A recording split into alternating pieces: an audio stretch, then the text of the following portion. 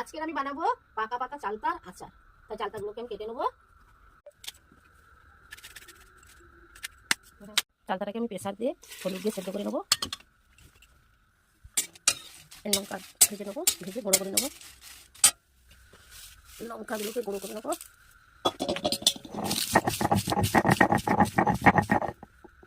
চালতাগুলো সিদ্ধ হয়ে গেছে, এবার শিল নোড়ায় থেতো করে নেবো।